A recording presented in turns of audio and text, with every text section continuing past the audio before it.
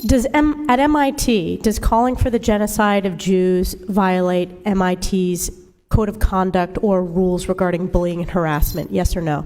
If targeted at individuals, not making public statements. Yes or no? Calling for the genocide of Jews does not constitute bullying and harassment? I have not heard calling for the genocide for Jews on our campus. But you've heard chants for intifada.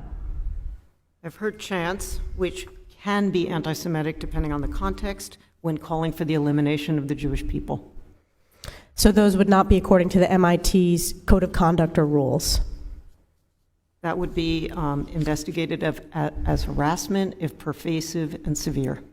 Ms. McGill, at Penn, does calling for the genocide of Jews violate Penn's rules or code of conduct? Yes or no?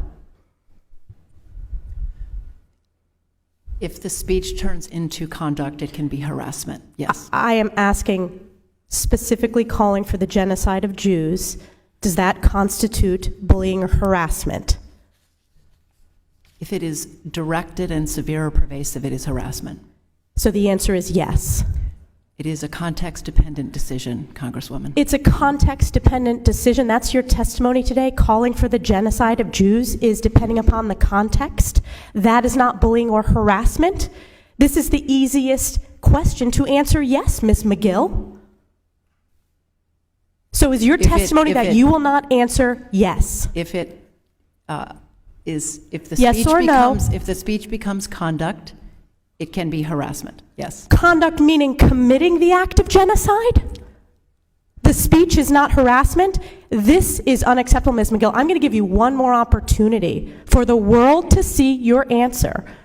Does calling for the genocide of Jews violate Penn's code of conduct when it comes to bullying and harassment? Yes or no?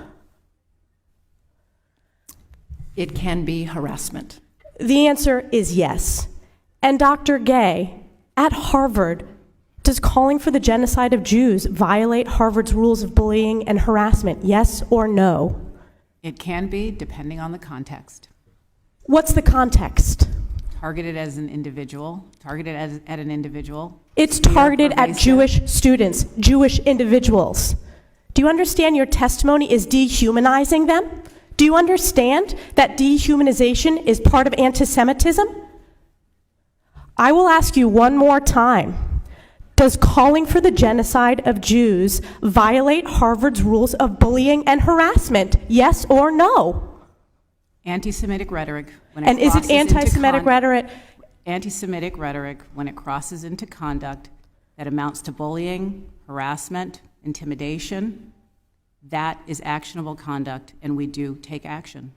So the answer is yes, that calling for the genocide of Jews violates Harvard Code of Conduct, correct? Again, it depends on the context. It does not depend on the context. The answer is yes, and this is why you should resign. These are unacceptable answers across the board.